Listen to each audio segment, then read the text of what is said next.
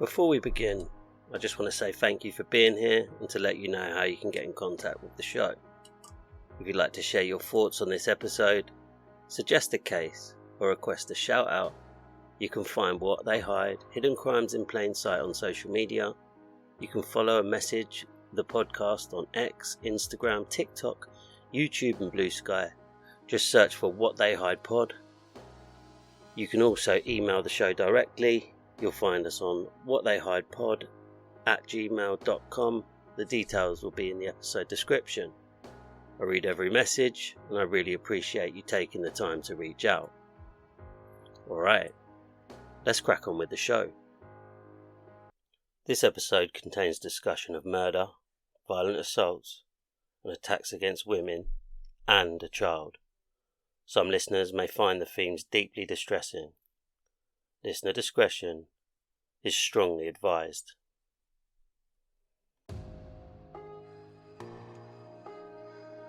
Late at night in West London, bus stops become quiet places.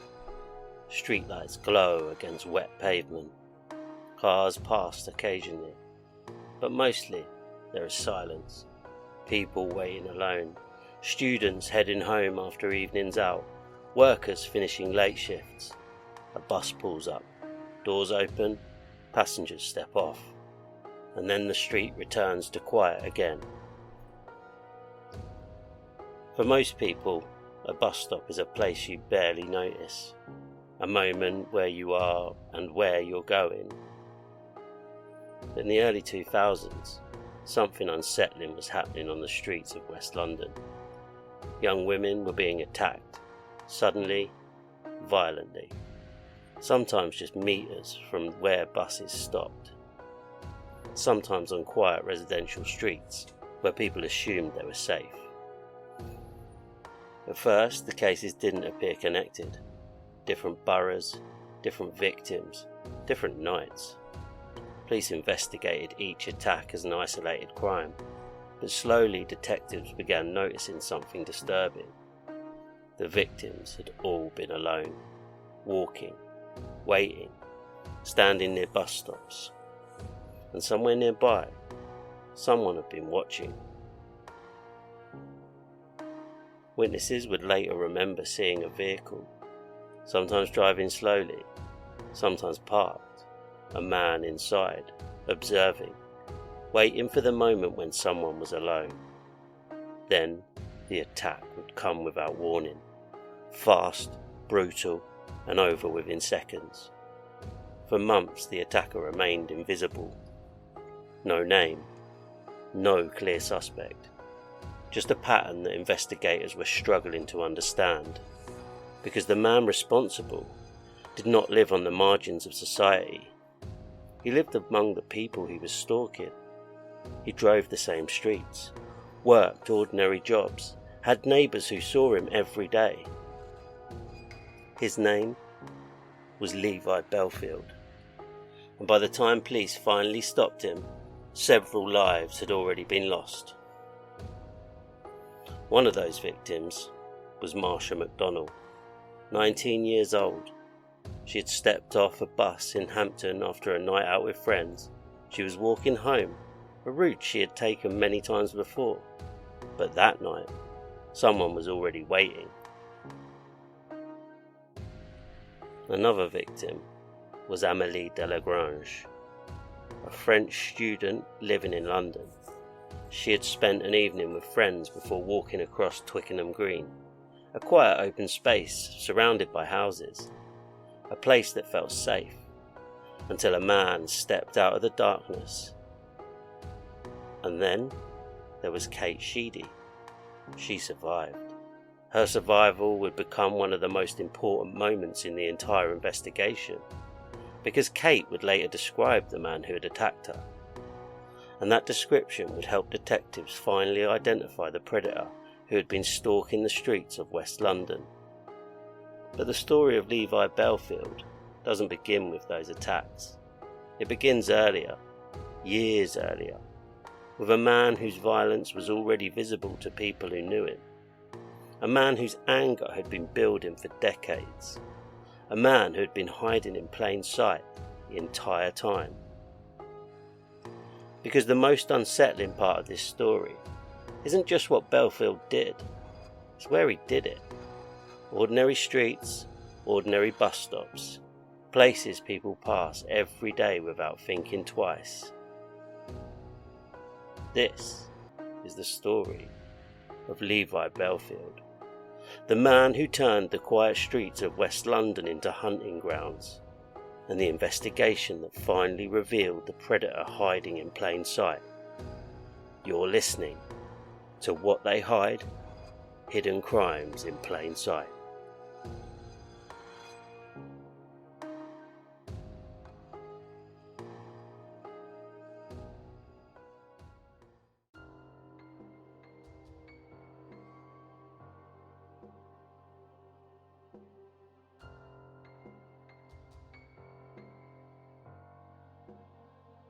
West London in the early 2000s was a place of movement. Commuters filling train stations in the morning, crowded buses running through suburbs like Twickenham, Isleworth and Hounslow, students heading into the city, office workers returning home late in the evening, and as night fell, the streets would gradually grow quieter. Shops closed, streetlights flickered on, and bus stops became small islands of light along otherwise empty roads. For thousands of people across West London, bus stops were simply part of the rhythm of daily life. You stepped off the bus, walked a few streets home, and the night ended quietly. But by the early 2000s, something was beginning to disturb that sense of routine, because in several parts of West London, young women were being attacked without warning, suddenly, violently, and often while they were alone. At first, the incidents didn't appear connected. Different boroughs, different nights, different victims. Police investigated each attack separately. A random assault here, an isolated robbery there. Nothing that clearly pointed to a single offender.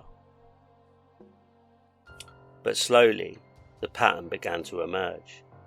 And by the time detectives realised what they were dealing with, the damage had already been done. On the night of February the 4th, 2003, 19-year-old Marsha McDonald stepped off a bus in Hampton, a quiet suburban area in southwest London. Marsha had spent the evening with friends. It had been an ordinary night, the kind of evening thousands of young people had every weekend. Conversation, laughter, the routine journey home. She got off the bus close to her house. The streets were quiet, street lights cast long shadows across the pavement, and Marsha began the short walk towards home. But she never made it. Sometime during that walk, someone attacked her. The assault was sudden and brutal. When emergency services arrived, Marsha had suffered catastrophic head injuries. Despite efforts to save her life, she died shortly afterward. For detectives, the case presented immediate difficulties. There were no clear witnesses, no obvious motive, and very little physical evidence linking the attacker to the scene. It appeared to be a random act of violence, the kind of crime investigators dread, because random attacks are among the hardest to solve. But Marsha McDonald's murder would not remain isolated for long. In the months following Marsha's death, life across West London continued. Buses ran their routes, commuters filled the streets each morning, students gathered in cafes and pubs. For most people, the murder of a young woman in Hampton was tragic, but it felt distant. A terrible event, yes, but one that seemed confined to specific place and time. What the public didn't know was that somewhere in the city, the man responsible was still driving those same streets, watching, waiting, and preparing to strike again. In August 2004, another young woman would cross his path. Her name was Amélie Delagrange, 22 years old, originally from France. She had come to London to work and experience life in a new city, Friends described her as warm, energetic, curious about the world, the kind of person who made connections easily. On the evening of the 19th of August 2004, Amelie had been spending time with friends in Twickenham. Later that night, she began walking across Twickenham Green, a quiet open space surrounded by houses. It was late, but the area felt safe. People lived all around the green. Streetlights illuminated the paths. There was no reason to feel afraid. But somewhere nearby, someone was watching.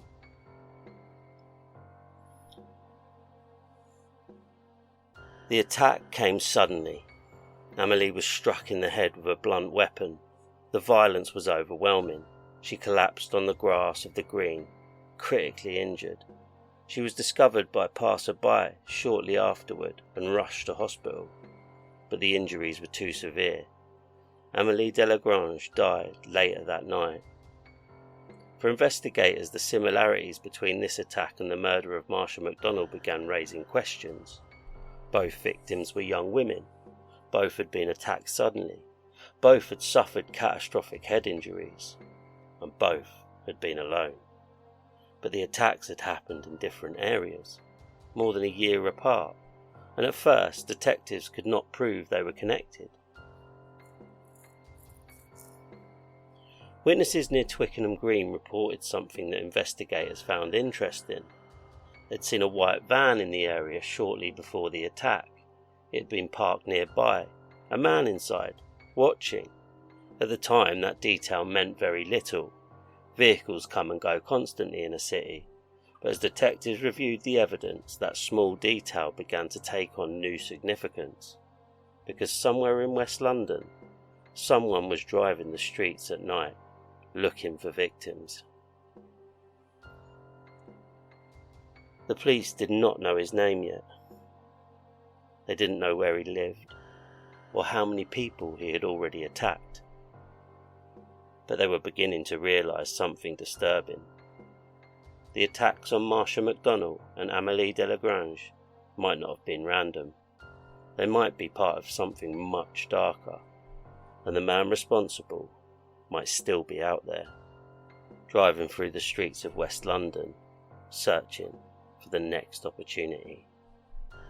And next, we step into the life of the man detectives would eventually identify as the attacker, a man whose violence had been visible to people around him for years. But most dangerous crimes remained hidden. His name was Levi Bellfield.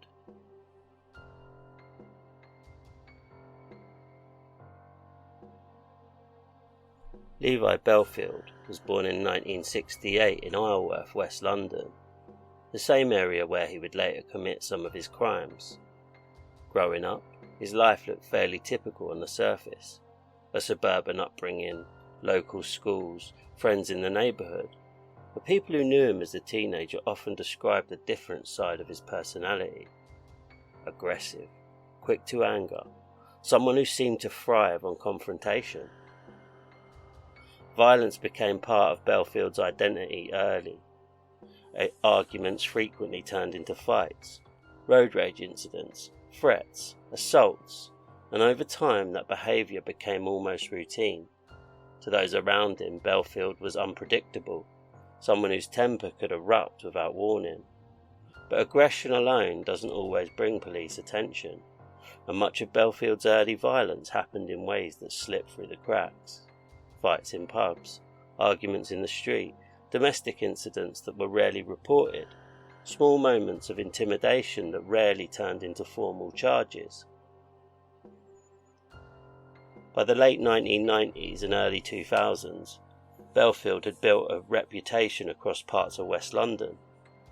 People who encountered him often described the same traits: a volatile temper, an intimidating presence, an obsession with control. Friends and acquaintances would later say that Bellfield had an unusual hatred toward young women, particularly those he believed had ignored or rejected him. His anger could be explosive, and sometimes frighteningly specific. Outwardly, Bellfield lived an ordinary life. He held jobs, at times working in wheel clamping operations around West London, a job that involved driving around residential areas, monitoring vehicles and confronting people over parking violations. It was a role that gave him mobility, a vehicle and a reason to move through neighbourhoods late at night.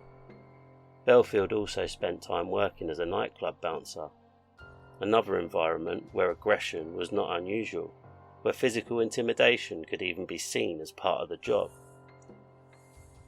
Too many people who crossed paths with him professionally said he was simply a difficult man, hot-tempered, but not extraordinary. Behind closed doors, Bellfield's behaviour was often far more disturbing. Several former partners later described a pattern of controlling and abusive behaviour, threats, physical violence, extreme jealousy, and sudden outbursts of rage. But like many cases of domestic abuse, much of this violence remained hidden. Victims were often reluctant to report what was happening. Fear, shame, or the belief that things might improve. All of it allowed Bellfield's behaviour to continue largely unchecked.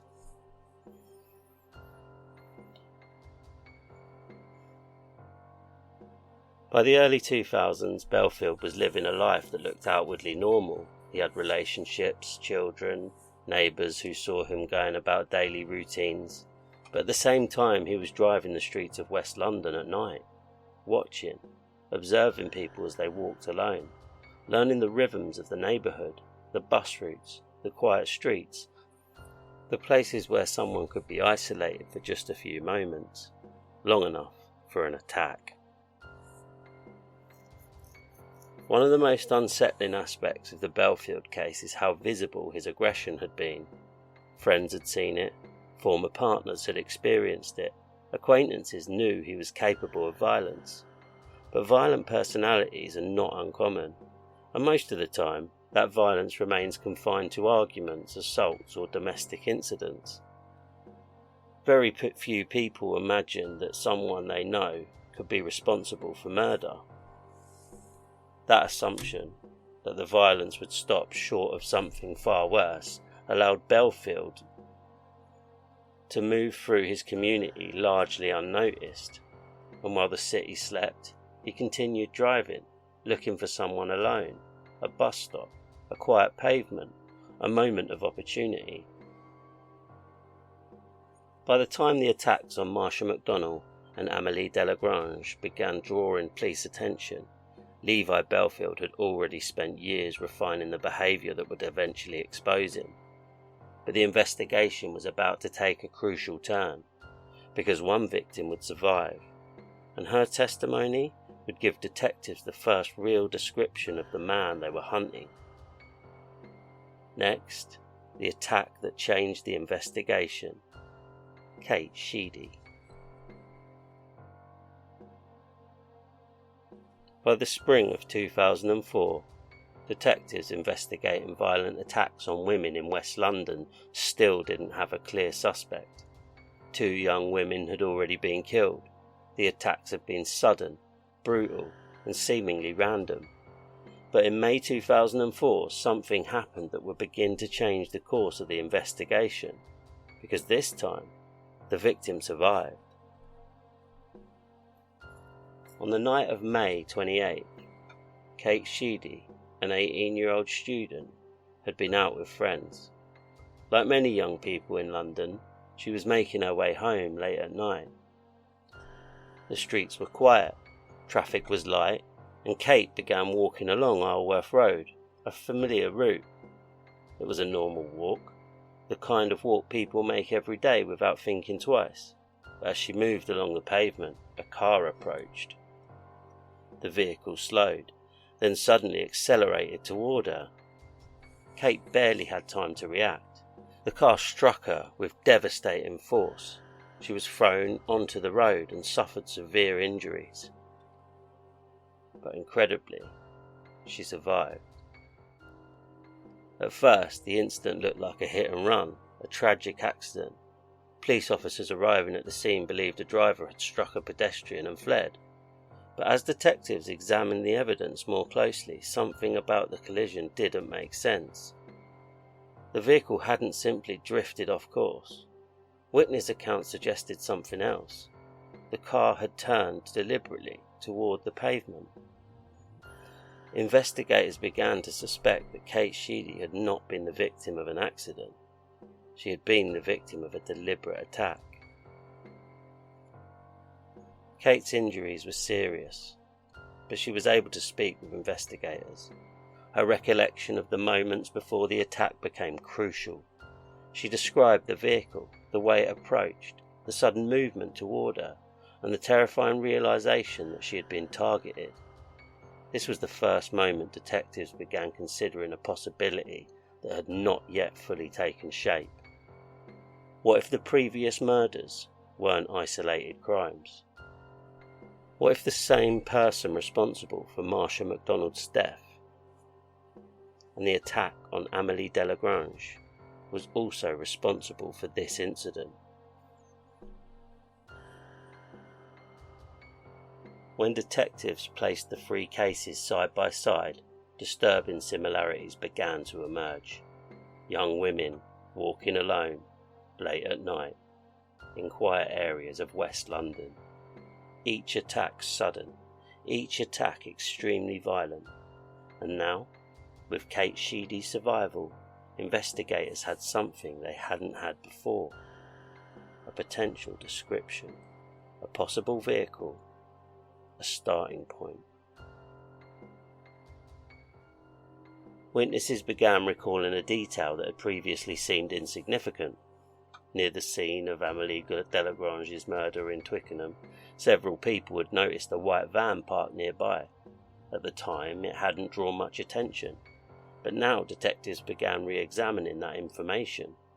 Could the same vehicle have been used in multiple attacks? Could the driver have been moving between these areas unnoticed? As investigators reviewed reports of violent incidents in the area, one name began appearing repeatedly: Levi Bellfield. Bellfield already had a reputation among police for aggressive behaviour, road rage, assaults, domestic violence allegations. He was known for driving aggressively, for intimidating people in public, and importantly, he lived in the same areas where the attacks had taken place. Detectives began looking more closely at Bellfield's movements, where he had been, what vehicle he had access to, whether his timeline aligned with the attacks, and the more they investigated, the more the pieces began fitting together. For the first time, investigators felt they might finally be closing in on the man responsible. The violent reputation, the vehicle, the location, all of it pointed in the same direction. But suspicion alone wasn't enough. They needed evidence. Evidence strong enough to prove that the man they were investigating was not just a violent individual, but a serial attacker, responsible for multiple murders. And as detectives began examining Levi Bellfield's life more closely, they discovered something deeply unsettling.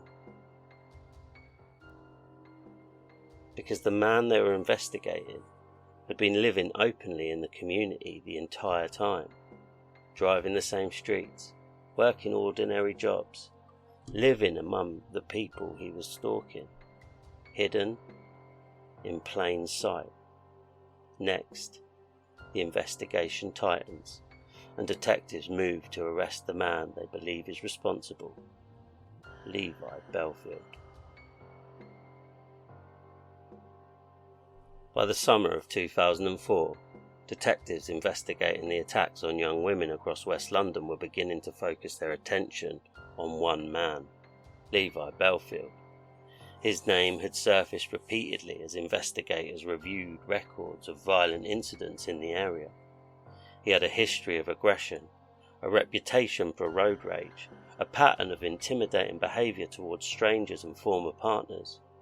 But violent behaviour alone does not prove murder. Police needed something more, something that would link Bellfield directly to the crimes.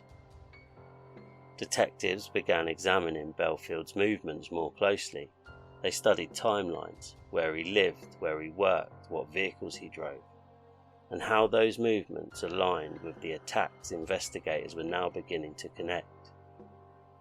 One detail quickly caught their attention.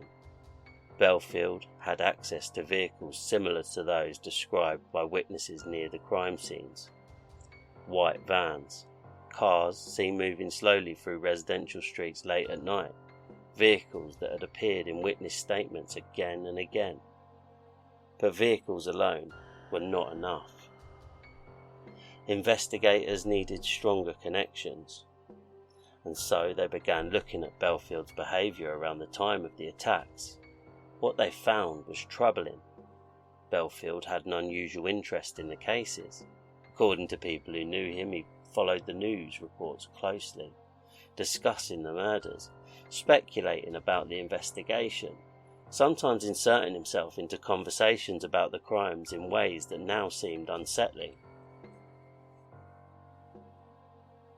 As suspicion grew, police began monitoring Bellfield's movements, watching the streets he travelled, the areas he visited, the places where he spent his evenings.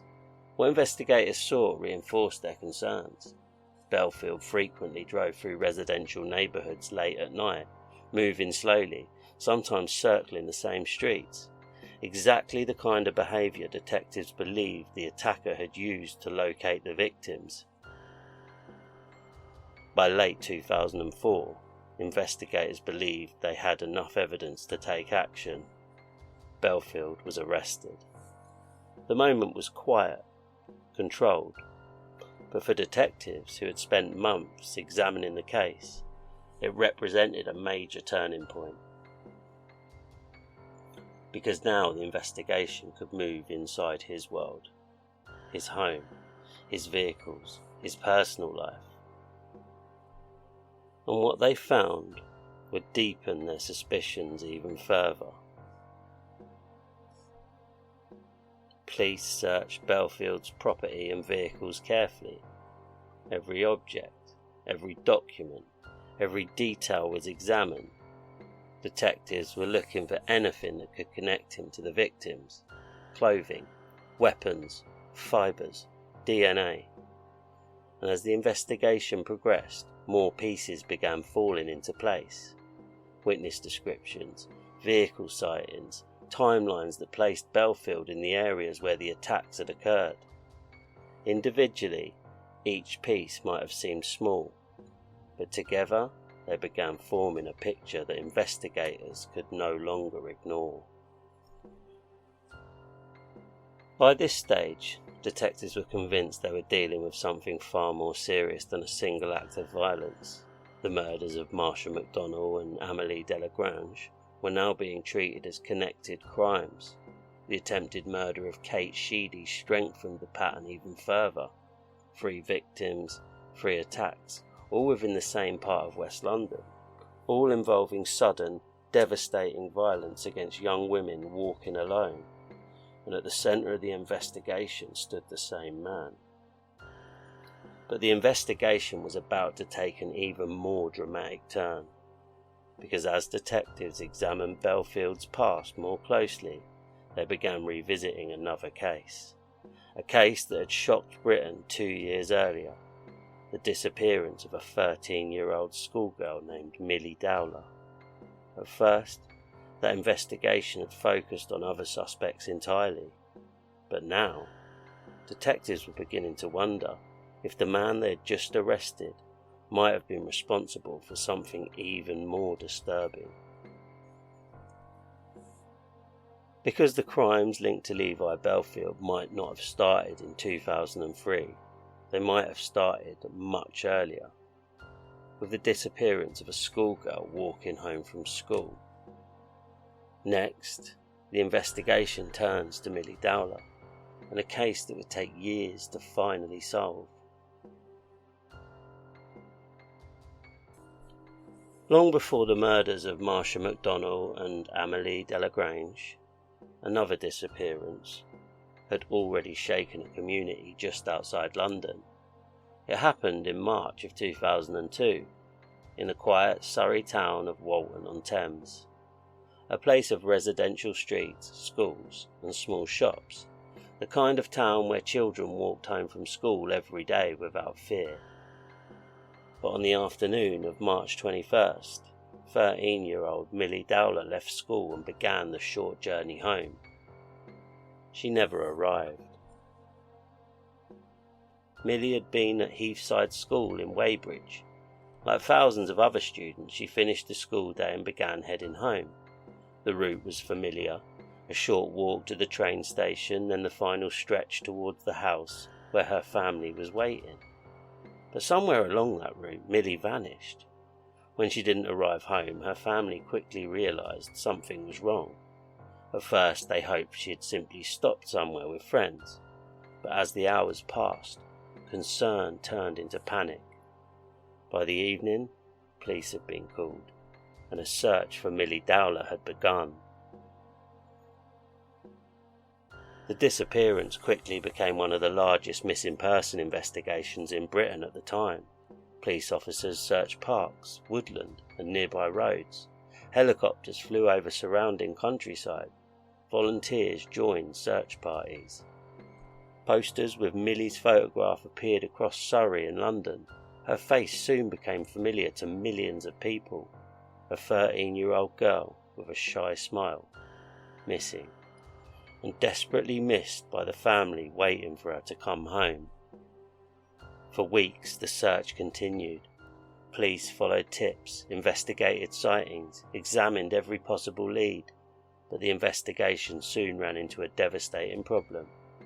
There was no clear evidence of what had happened, no confirmed witnesses who had seen Millie being taken, just an empty space where a schoolgirl should have been. Weeks turned into months. The case remained open, but detectives just struggled to find answers. Millie's family lived in a state of uncertainty. That is difficult to imagine. Time passed, and still there was no sign of Millie. Then, in September 2002, a heartbreaking discovery was made. Walkers in Woodland, in Hampshire, found human remains. Police quickly confirmed the identity. It was Millie Dowler. For the Dowler family, the discovery brought a devastating confirmation. Their daughter had been murdered. But even then, investigators did not yet know who was responsible. The case continued. Detectives examined suspects, followed leads, and for years the investigation remained unsolved. When Levi Bellfield was arrested in 2004, during the investigation into the West London attacks, detectives initially focused on the crimes they could directly connect to him. The murders of Marcia McDonnell and Amélie Delagrange, and the attempted murder of Kate Sheedy. But as investigators continued examining Bellfield's history, his movements and the areas he frequented, they began to notice something unsettling. In 2002, when Millie Dowler disappeared, Bellfield had been living and working within driving distance of Walton-on-Thames. He had access to vehicles, and he had a known pattern of targeting young females walking alone. Linking Bellfield to Millie Dowler's murder wasn't simple. The case had already been under investigation for years. Evidence had to be re-examined, witness statements revisited, timelines reconstructed. But gradually, investigators began building a case. One that suggested Bellfield may have encountered Millie during her walk home from school and taken her. Nearly a decade after Millie disappeared, the case finally returned to court. In 2011, Levi Bellfield stood trial for her murder. Prosecutors argued that Bellfield had abducted Millie during that short walk home from school, a moment of opportunity, a chance encounter that ended in tragedy. After hearing the evidence, the jury delivered its verdict. Levi Bellfield was found guilty of Millie Dowler's murder. For Millie's family, the verdict brought some form of justice. But But like so many families in cases like this, justice could never undo what had happened. It could not bring Millie back. By the time the Millie Dowler case was resolved, Levi Bellfield had already been convicted of other murders. The attacks on Marsha McDonnell and Amélie Delagrange, the attempted murder of Kate Sheedy. But Millie's case revealed something even more disturbing, because it showed that Bellfield's violence had begun years earlier, long before detectives realised the pattern. For the Dowler family, the loss of Millie remains immeasurable. A life taken far too soon. A walk home that should have taken minutes, but changed everything. Next, the courtroom battles that finally brought Levi Bellfield to justice, and the sentence that ensured he would never walk free again.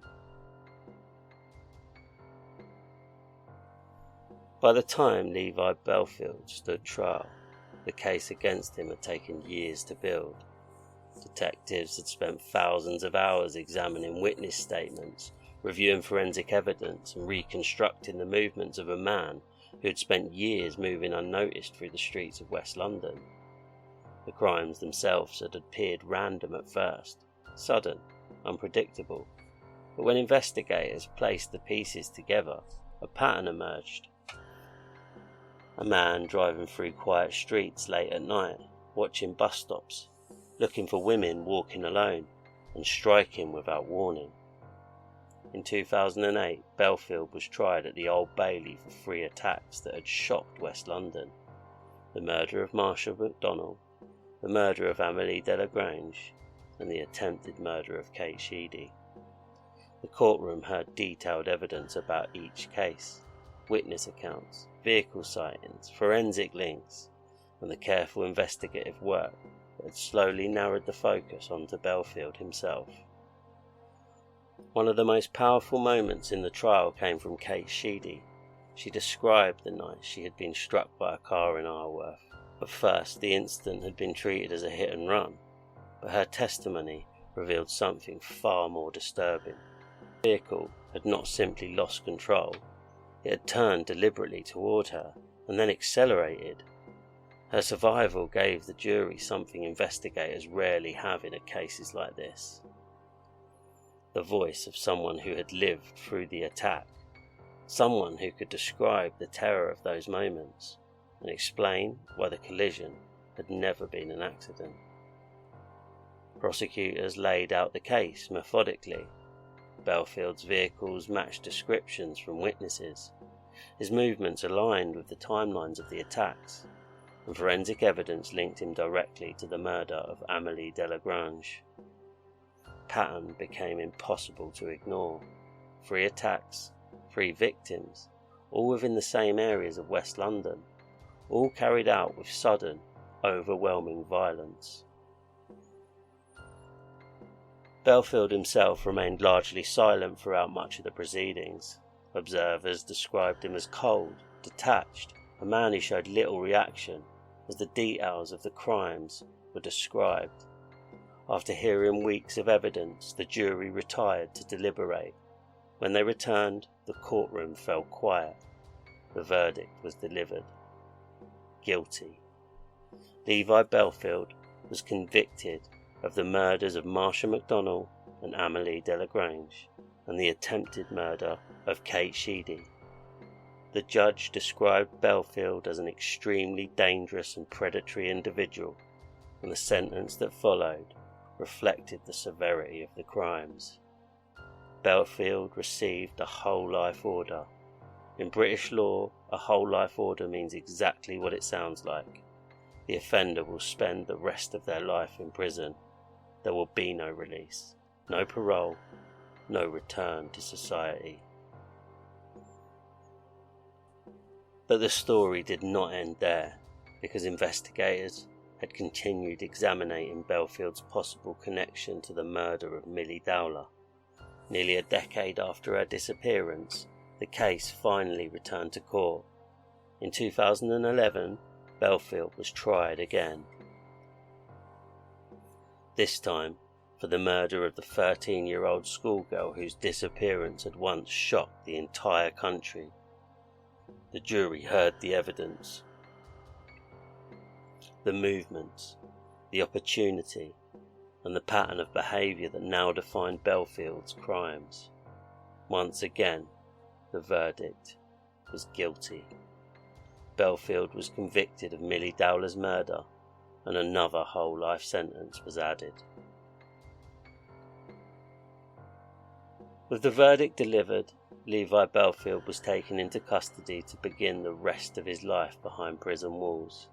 He would never be released, but even with the legal process complete, questions remained, because detectives could not say with certainty that Bellfield's crimes had begun with the cases already known, or that they had ended there. Some investigators believed there could be other victims, other attacks that had never been linked to him, and that possibility continues to haunt the case.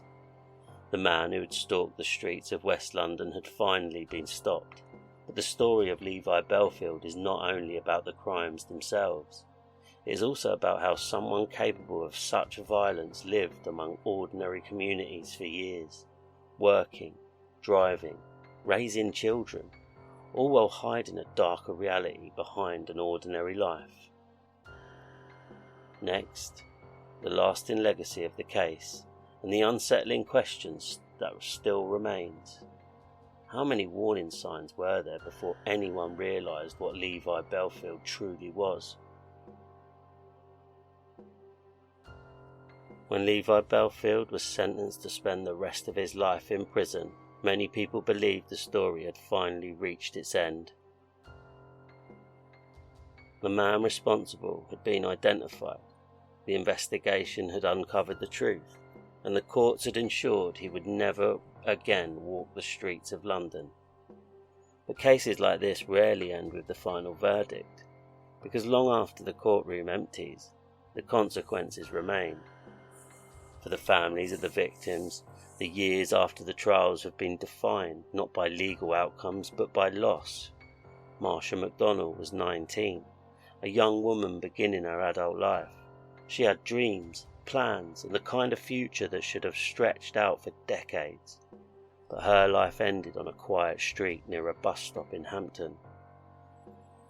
Amélie Delagrange had come to London from France. She was building a life in a new country, surrounded by friends who described her as warm, energetic, and full of curiosity about the world. Her time in London should have been the start of something exciting. Instead, it became the place where her life was taken. And then there was Millie Dowler, just 13 years old, a schoolgirl walking home from class, a journey that should have taken minutes, but one that changed everything for the family waiting for her at home. For the families, the verdict brought a form of justice, but justice cannot restore the years that were lost. It cannot return birthdays or conversations or the ordinary moments that make up a lifetime. Even today, investigators cannot say with certainty that every crime connected to Levi Bellfield has been identified. Some detectives believe there may be other attacks that were never linked to him, other incidents that were recorded as isolated incidents, or cases where the connection was never made. Bellfield himself has occasionally made claims about other crimes. Some of those claims have been investigated, others remain unsolved. The truth may never be fully known. But perhaps the most unsettling part of the Bellfield case is not just the violence itself, it's the environment in which it happened. Bellfield did not hide in remote places. He did not isolate himself from society. He lived in ordinary neighbourhoods, worked ordinary jobs, drove the same streets thousands of people used every day. To the outside world he looked like any other face in the crowd, and that is what allowed him to move unnoticed for so long. The streets where these crimes occurred were not dark alleyways or abandoned places. They were familiar bus stops, residential roads, public parks, the kinds of places people passed every day without thinking twice. Cases like this force communities to confront something uncomfortable, the idea that danger does not always appear the way we expect. It does not always wear a visible mask. Sometimes it lives next door. Sometimes it works down the street. Sometimes it drives past us every day, and we never realize what is hidden beneath the surface. Levi Bellfield was eventually stopped, but the years before his arrest show how easily violence can remain concealed behind the appearance of normal life, how someone can move through communities unnoticed, and how the truth often reveals itself only after unimaginable harm has already been done.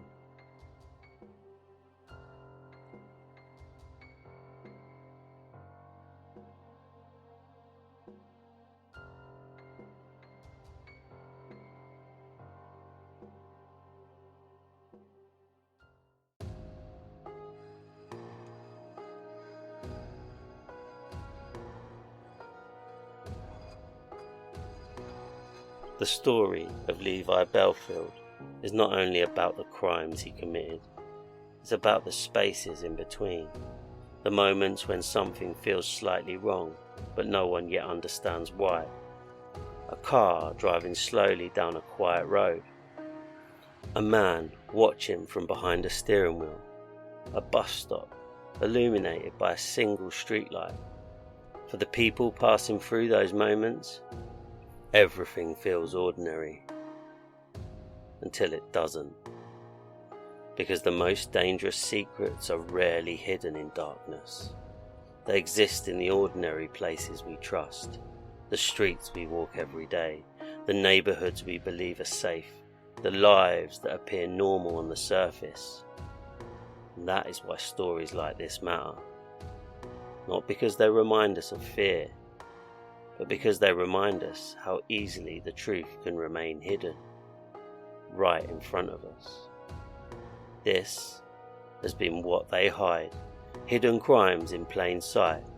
Stay aware, stay questioning, and remember, not everything hidden lives in the shadows.